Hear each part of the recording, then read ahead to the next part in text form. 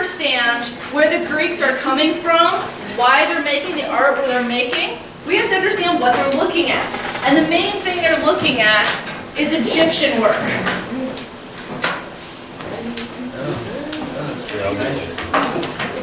What do you see? Gods? How do you know they're gods? They're big. Right there. They're big.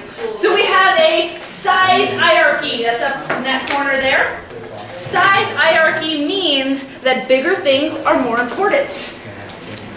So we see a god here, and he is weighing the scales for the afterlife. We have a gentleman standing there waiting to be weighed. And we have these characters over here. So we know gods are important. That's why he's bigger. Why is this person bigger than these two? He's better. He's better? What would make him better? So maybe a nobility?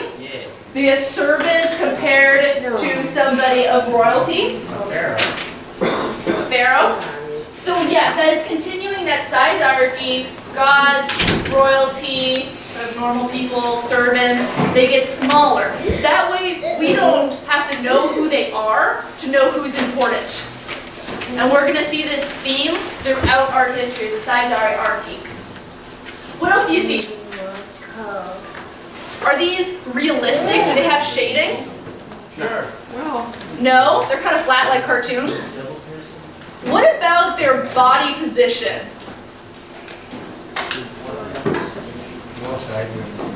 They're sideways? Like they're just to the side from over there?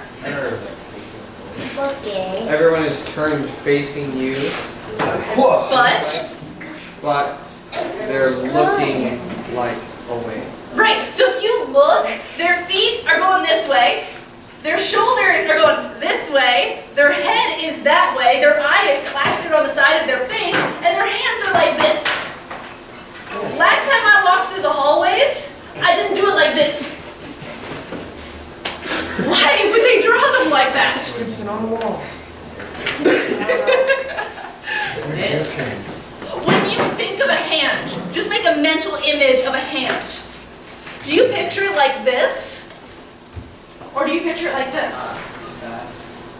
When you picture somebody's shoulders, do you picture them like this, where they're wide? Or do you picture them sideways?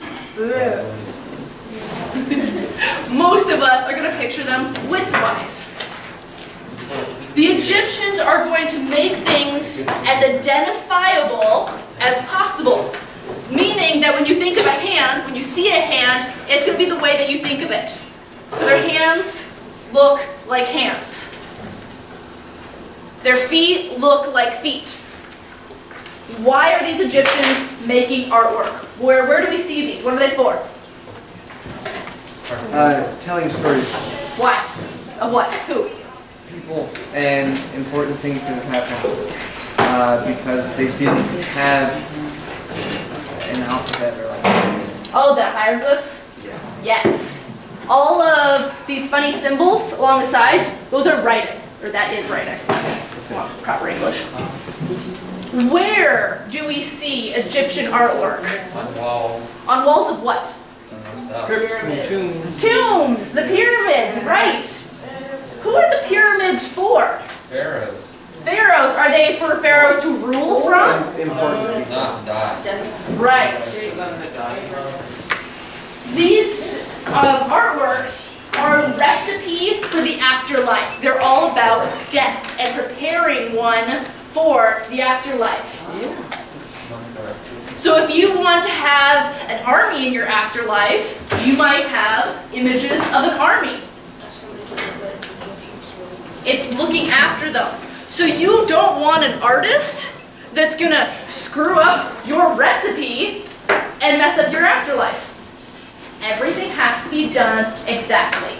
There is a manual. Artists go to school, they do internships, and they study exactly how everything is supposed to be done. When they do these drawings, it's not, oh, I'm drawing Queen Nefertiti. No, it's, I'm drawing a pharaoh's wife. Doesn't matter what she looks like, this is the recipe for a pharaoh's wife. It's very, very specific because it's meant for the afterlife. got all that. Cool. More pretty pictures.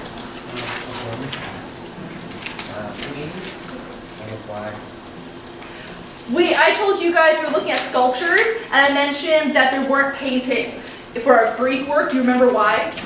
They didn't have paint. They did, but it wasn't as good as what we have now. It was all naturally based, so it's deteriorated. These paintings have survived because they're in a tomb. They weren't exposed to the elements. They were supposed to be like airtight. They weren't supposed to be disturbed. So that's why they have lasted so long. But they did also do sculptures we see here.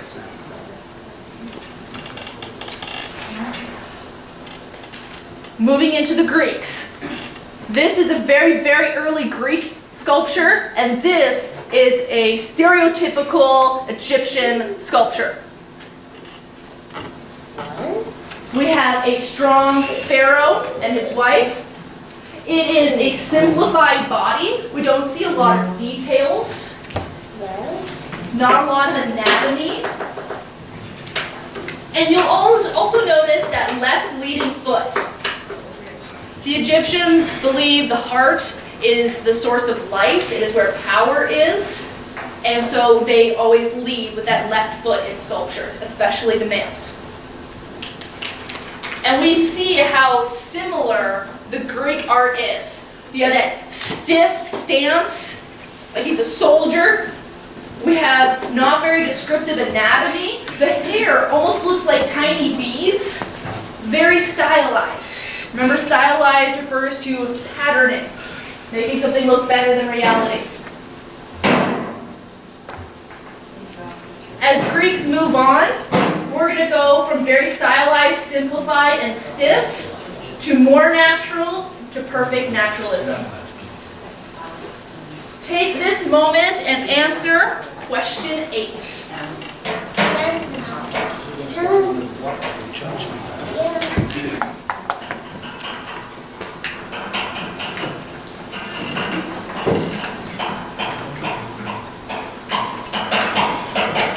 Feel free to ask your neighbor if you missed a few things.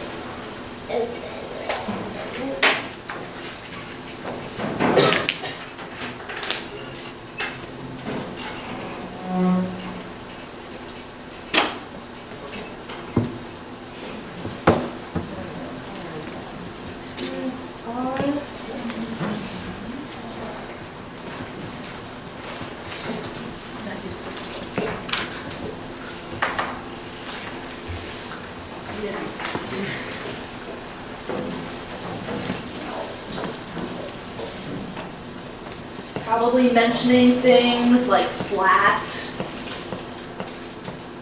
how it looks, there are people, that funny body position, the focus, and why it looks like that is because the focus was a recipe for the afterlife, to compare that it was realistic. That left leading foot because of the heart.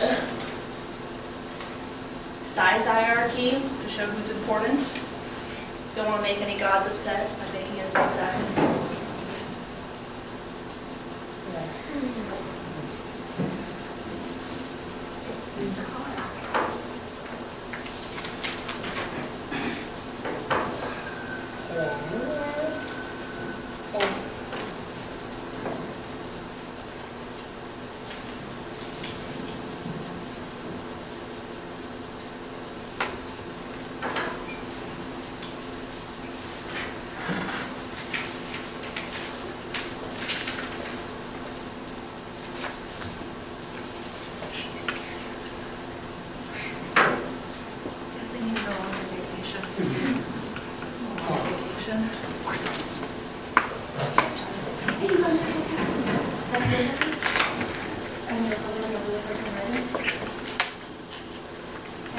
Make sure you have a picture of them.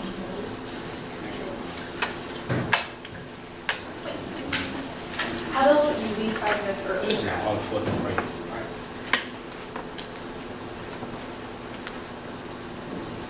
Okay, 30 more seconds.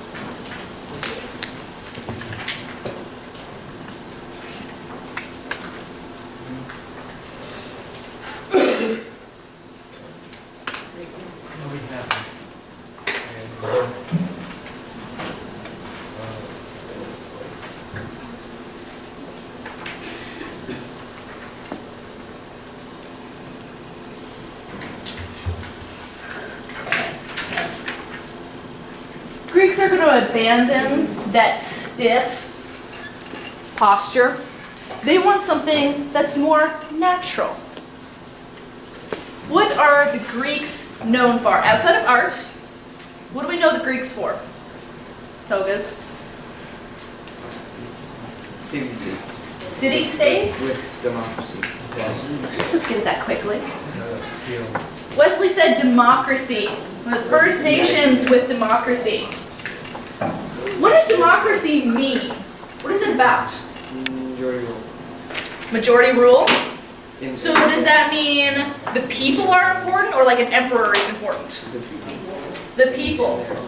We're going to have a huge focus on people, the individual being important, humanism. We want people to be the center of the culture, and that's one of the reasons why we have the human form depicted so often in Greek art. It is the focus of the culture. Artwork always reflects the culture it is in. We wanted things to look natural.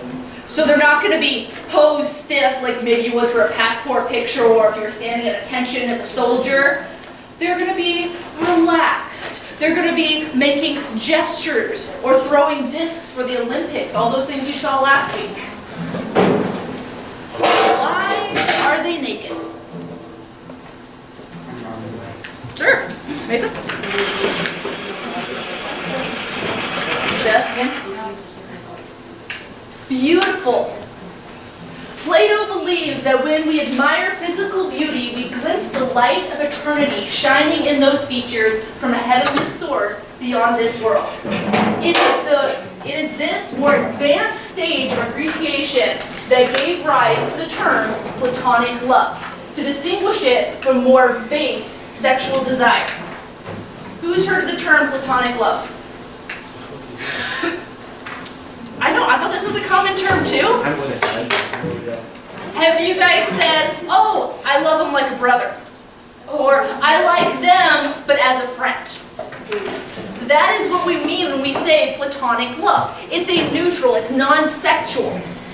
It's just, I like that person or that thing just as an appreciation for itself. It's not sexual, it's just, I like it for itself. And this is saying, this platonic love that Plato is describing, is saying that we should appreciate the human form in general, not just in a sexual nature. That a beautiful human body is heavenly. Glimpse the light of eternity shining in those features. They really do glorify the human body. Even their gods and goddesses look like ideal humans. We're working on our notes.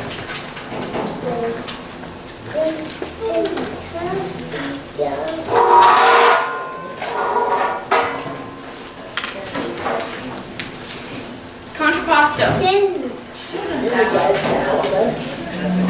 I keep saying that they're in these natural poses. This contrapposto is the famous pose of the Greeks.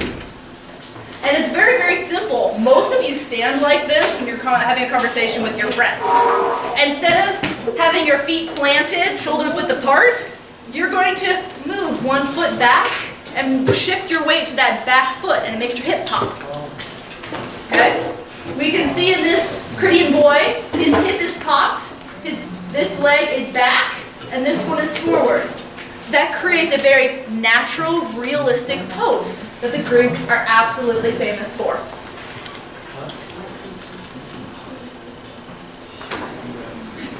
You guys read about the victory over the Persians in the article.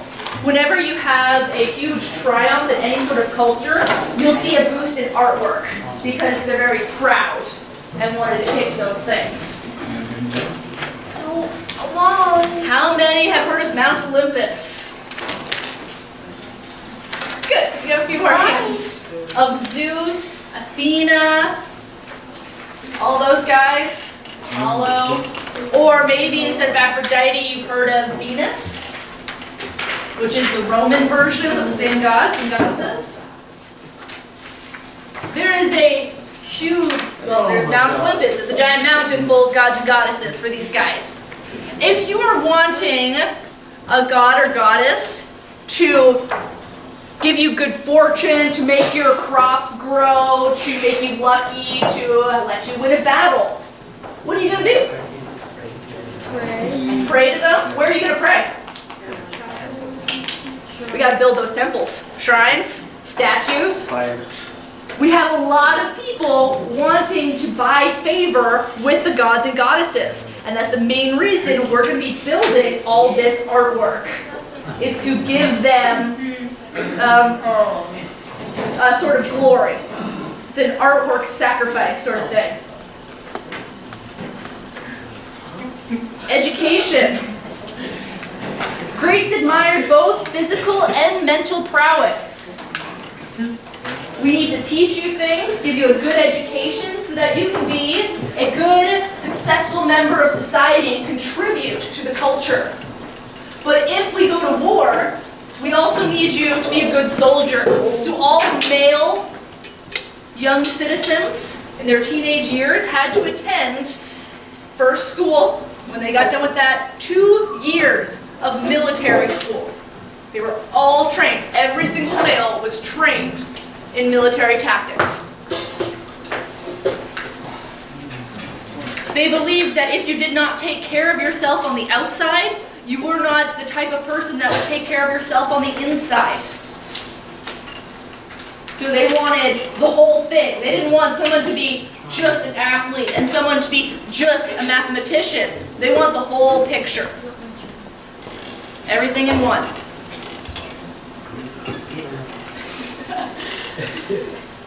Preparing for war and peace. They're teaching them stuff. Also taking them to military school. We also have the Olympics. Which, yes, we're done in the nude. But this is how we keep up people's physical prowess in times of peace. We have these competitions.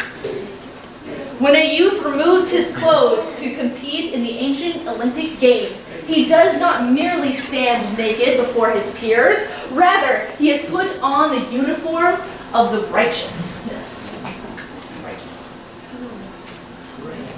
Again, glorifying the human body. It is something beautiful and to be admired. They also have public bathhouses. Right now, my dog is at home, and he is naked.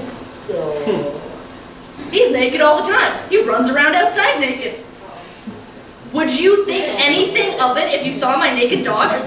No. Would you think anything of it if you saw another naked student? Most of us would be quite shocked. But that's all based on culture. All other animals, for the most part, people dress their dogs and cats, I don't know, walk around naked. And we think nothing of it. We divert our eyes from certain areas, and it's no big deal. But for some reason, it is a big deal for mankind to be naked in our culture. Back then, they had public naked Olympics, public bathhouses, which picture basically a large pool of warm water that everybody jumps in. It's like a naked hot tub. Yes?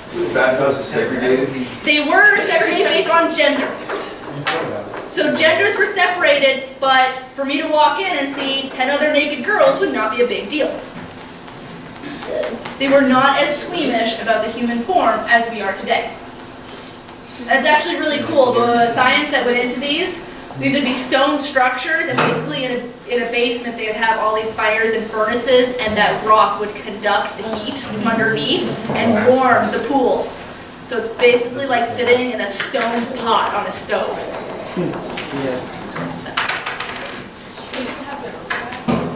It's way too expensive. We don't have any water. The idea of beauty. When we think of beauty right now, you might think of somebody who's tall, skinny, tan, those sorts of characteristics.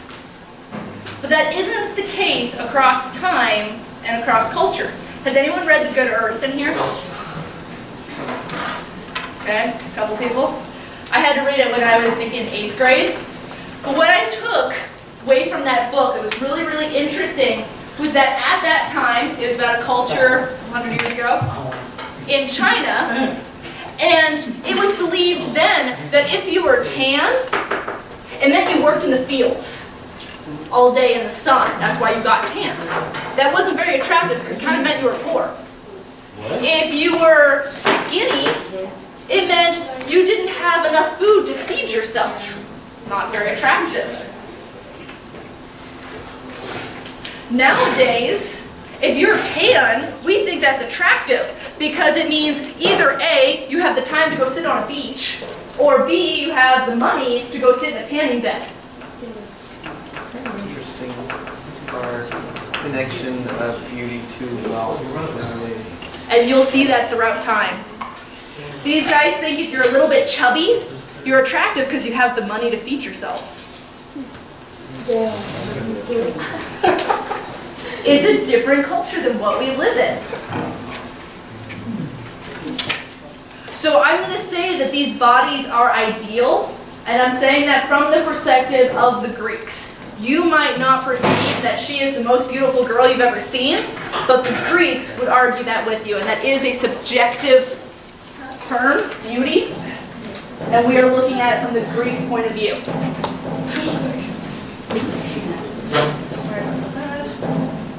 We've mentioned this a couple of times, but I do want to make sure that you understand it. Stylized and archaic smile. How would you describe his facial expression? Plain? What's that? Neutral? Just kind of there. Might be a slight upturn to the lips. Not much though. Oh yes, Wesley is noticing the beard over here. The fact that that's carved into stone as well, it makes it even more. Yeah, if you think this is a completely subtractive method, meaning that they had a huge block of marble and they're taking away material. There's no it's not like clay where you get to mold it. You are just chipping away with chisels. It looks amazing. So these are two good examples of our archaic smile. The hair on the right. Do you know of anybody's hair who looks like that? What makes it look different? It's pinned in certain spots, and it's like braided and like going down. It's long. Well, it's fancy, that's for sure. Yeah, it's very good. Kyle, what were you saying about the waves? They're going vertical, or not vertical. Horizontal. Horizontal. But have you seen somebody's hair with waves like that? Very rarely. You have? Not with like long hair, but like short hair. Yeah. With the braiding and stuff? No. Not the braiding? Okay. I haven't seen anybody's hair like this. This is that stylized, that I keep mentioning. When something is patterned to look better than reality. Being just better than reality would be idealized, but that patterning makes it stylized. And we see these rows of those waves back and forth. That is an excellent example of stylizing.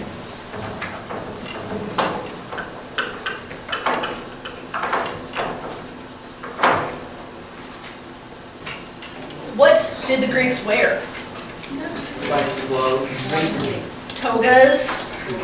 They love long flowing material, and they do an amazing job at carving it, because just like that beard, this is all a subtractive method. They're taking away rock to reveal these folds where it looks like material, but it's rock. It is impressive. Now, a lot of these have been nude forms because of the emphasis on the human body. This figure is completely clothed. From shoulders to toe. She's missing her head. It happens. And this is Nike, a goddess. Do you still see her body? Yeah. Would you say there's still an emphasis on the human form? Even though she is clothed, This artist has made her moving forward in such a fashion with the wind blowing against her to where you can even see her belly button. Because they want the human body to be shown.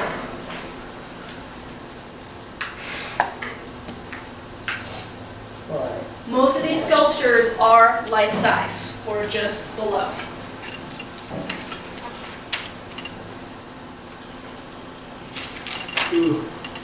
Most of the Greek originals were done in bronze, and they have not survived. What can you make out of bronze? Weapons. And armor. So as soon as a war breaks out, art goes down the drain, Not all the statues, we got or into the furnace. armor. Yep, and out comes the swords and armors. We have lost so many beautiful pieces of artwork because of them being melted down. The Romans have redone a lot of the old masterworks. So anytime we see a sculpture that's this white opposed to this color, this is a Roman reproduction, where this is a Greek original. That's also why most of these darker ones are broken, because they have not fully lasted the test of time. This is one of the few remaining bronze original Greek sculptures, and that is Poseidon. And he is in Athens, in the City Museum. Yes? Just got lucky. I'm not sure the full story behind it, but it could have been owned by a certain patron who didn't put it up for sale to be melted down. He originally would have been throwing his, Trident. thank you.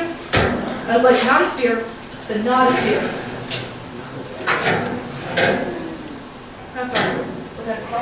Oh, we still have lots of time. You guys are doing awesome today. You guys are getting further than the other two classes. Who's heard of the Acropolis? Couple people? What's the city of the dead called? Is it a necropolis? Yes. Necropolis, thank you. So that, again, that's Egyptian, focused on the dead. The Acropolis is focused on life. This is in Athens, the city of Athens in Greece, and it is on this huge hill in the middle of the city, and it is a temple dedicated to Athena. What's interesting, or what I find interesting, this is the building, roughly as it stands today. This is a 2-scale, life-size reproduction of the Parthenon, not Pantheon, in Nashville, Tennessee. I have no idea why it's in Nashville, Tennessee. I know, right? Like Greece, Nashville, same thing. Alright, y'all, let's build a temple. If you squint really hard, you see that speck down there? Kind of, sort of? Is it a person? It is a person. This temple is huge, because again, if you are wanting this goddess to protect you, you gotta, give her some really big gifts. We have columns that the Greeks are famous for. We still have columns on buildings today. Where do we see columns? The Lincoln Memorial. Lincoln Memorial. Where else? White House. Jefferson Memorial. A lot of courthouses, all those political buildings, because again, that goes back to the first democracy and that sense of classiness that the columns give us. We have this sculpture.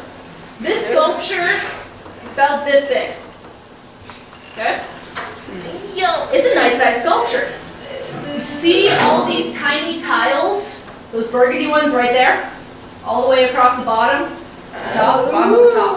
The base of the triangle. All of those are sculptures like this one. And they tell, like a storybook, the story of the centaurs attacking the city. Again, all of those are about this big, all the way around. There's the bigger image. Interestingly, they are repairing this structure. Yes. I don't get how that other one, this one looks more like yellowish compared to that other one. I think this was taken at sunset. It is not that yellow, but it is more aged. So it's kind of meh. Dirty, yes. That's what meh stands for. I find it interesting, we see in Mexico, so many of the temples, the pyramids in Mexico, and the ruins, they don't repair because they don't want to ruin the site, ruin the ruins. Some of them they do. That's funny. I know, right? But they are repairing these ones. Think about if you would rather see the temple in the glory it was meant to have, or would you rather see the ancient, original artwork?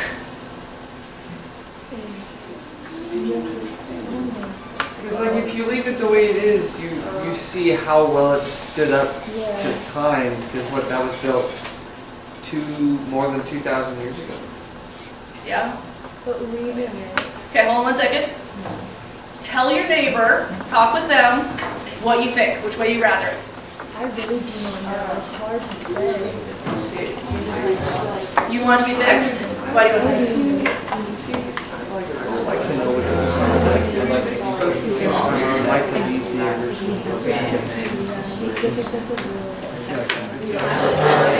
want to protect it. Very good.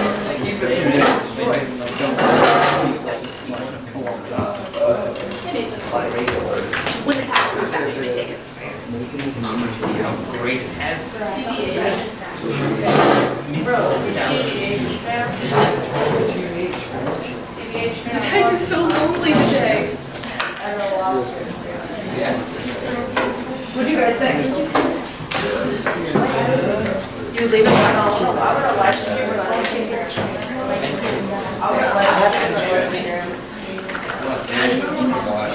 Legit. Destiny, do you agree? Yes.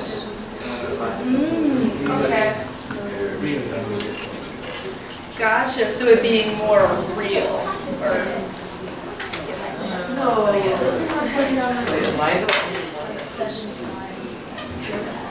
Well, let's find out. Kaya, I heard you argue passionately. What did you say? I actually ended up agreeing with Wesley. What did you say? Remind me. Leave it how it is, just to see how it would stand the test of time. Like, try, not preserve it, but like, don't let anyone like. So try to protect it, but don't try to fix it. Yeah. Okay, and why do you think that? Because I feel like it's the point of building a structure that grand and out of the material that they did was that it was supposed to last a long time. And I think that it's more valuable and has more meaning in the state that it is right now than if someone were to take the time to rebuild it into a state with using new materials. And it's not the original sort of work that went into making it. Okay. Austin, what do you think? I would say rebuild it because if someone if it was destroyed, it won't. I think you were saying how we want to protect things, so rebuilding it helps protect it, right? Yeah. Jared, do you have something good? What? Do you have something good to say? No? McKenna, what did you say? You have something good to say? I would keep it the same, just because I feel like it's more valuable how it is now. I think there's pre-built onto it I'm going to agree with Austin. When I think about a house we're building today, do you upkeep your house? Make repairs if there's a hole in the roof? Yeah? If we have historical houses, now they make all sorts of rules when they're like 100 years old or something, that you have to use a certain type of paint that's legit to the time period and repair it to style. But we still repair those things so that they have the grandeur that they're originally meant to be seen in. But not only that, if I was an artist creating this magnificent structure, I would be rather sad to come back and see it how it is. Rather, I might want somebody to have upkeep on it so that when people come to it, they're awe-inspired and they believe in the gods and this is a magnificent thing, they're going to pray and all this good stuff, where now it's like, you know, it's kind of falling apart, ruined. I think the word ruined. But you could also argue, just because I like to play devil's advocate, that that's my artwork, I don't want anyone else touching it. So it is very, very personal. I do find it interesting, as you can see the scaffolding on the back corner. As of about a year and a half ago, they had repaired up to this corner. This whole length has been repaired. What I thought was a good compromise, Leslie, you want to say something first?